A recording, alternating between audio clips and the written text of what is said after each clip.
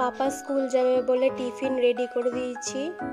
Maggi, cream biscuit, মিষ্টি। ও মিষ্টি খেতে খুবই ভালোবাসে।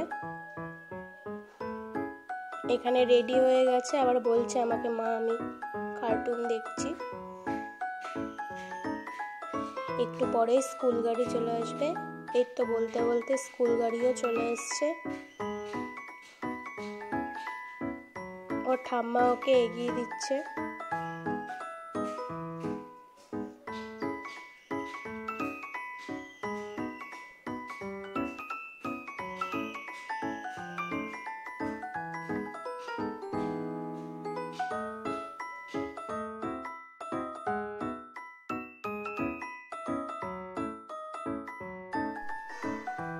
টাটা পাপা।